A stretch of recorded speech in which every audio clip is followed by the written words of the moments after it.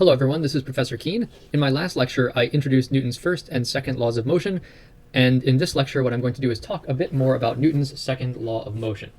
Okay, so remember last time, with Newton's second law of motion, I mentioned that there's really two components to this. First of all is that when you apply a force to an object, its quantity of motion or its momentum changes, and that quantity of motion change, the change in momentum, is proportional to the force impressed, or the applied force, and it's also in the direction of a line along the impressed force.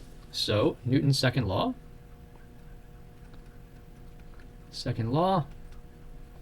which is what we're talking about, it has two components: that the change in momentum is proportional to the applied force, that's point 1, and point 2 is that the change in momentum is in the direction of this force. Okay, so I want to expand on this a little bit. So first of all, let's expand on this first part. This is a proportionality, and it's saying that if you know how much force is being applied, it doesn't actually tell you what the change in momentum is. It simply tells you if you double the force or triple the force, you're going to be doubling the change in momentum or tripling the change in momentum. There's a way we can write this as an equation, and I'm going to write that now. Delta P is equal to the force times the time interval during which this force is applied. So whereas the way Newton states it at first is simply in a proportionality, we can write this in terms of an equation. And we're basically saying that if you want to find out how much the momentum changes, you have to know the force that's being applied and also the time during which it's being applied. So for example, if you have the same force and you apply it for 1 second, it's going to cause a certain change in momentum. And if you apply the same force for 2 seconds, it's going to have twice as big of a change in momentum, or 3 times as long, delta t, you'd have 3 times the change in momentum. Okay? So really the force is proportional not only to the change in momentum is proportional not only to the force, but it's also proportional to the time interval during which this force is applied. So let's do an example problem. Before we go any further with the theory here, let's do an example problem. Okay, so let's suppose that I were to tell you that there's a surface. This is a very slippery surface, and on this surface is a block. The reason I'm using a slippery surface is so we can ignore drag, for instance. So let's just imagine there is no drag whatsoever exerted by this surface on this block. And let's suppose the mass of this block, let's use something simple like 1 kilogram. Okay? And let's suppose you hit this on the back and you apply a force in this direction. So there's a force being applied, and let's suppose that force is 5 newtons. We're going to use the International System of Units, even though that's not the system of units that Newton was using. Let's use that just to bring things up to date. Okay, so there's a 5 Newton force, and let's suppose this is applied for 2 seconds. So there's a constant force being applied for 2 seconds to the back of this. And here's my question. The question is, what is the final speed of this block, of this mass? Okay, so that's the question. How do we go about solving this problem? Oh, let me move this out of the way. Okay, so as you might imagine, we're going to use Newton's second law. So we want to use the fact that the change in momentum that this block suffers, delta P, is going to be equal to the force we're applying to it times the time interval during which we're applying this force. Okay, so we know what the force is. It's a 5 Newton force. And we know the time interval during which we're applying it, it's 2 seconds.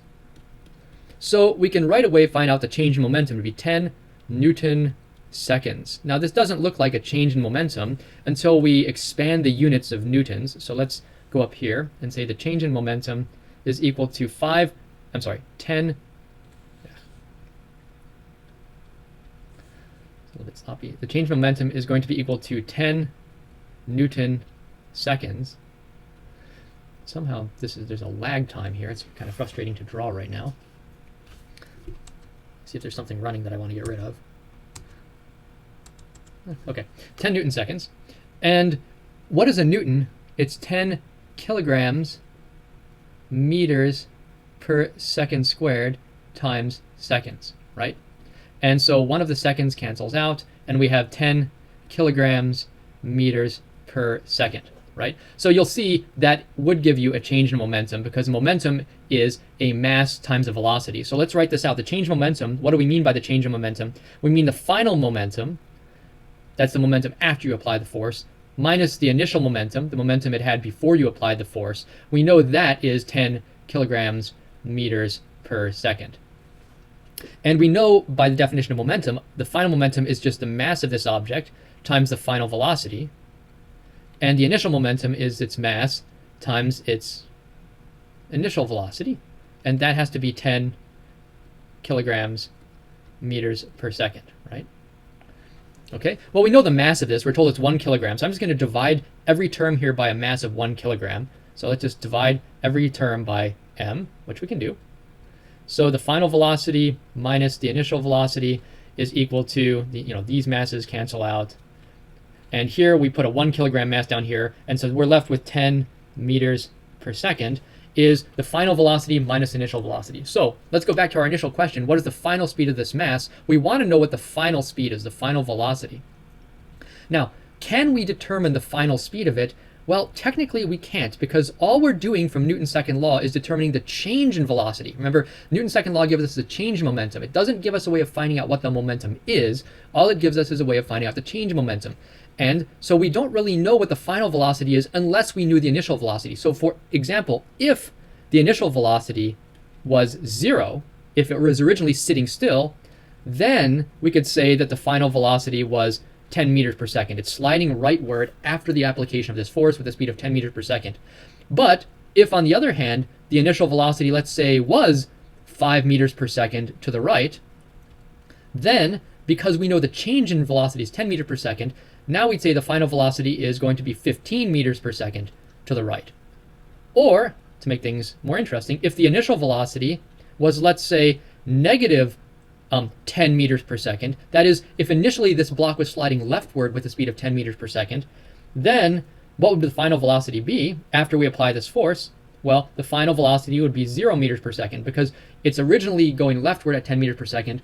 We're giving it a 10 meter per second or positive 10 meter per second change in speed, and so the final velocity is going to be 0. So it's important to keep in mind that Newton's second law, you need extra information to find out what its final momentum or its final velocity would be.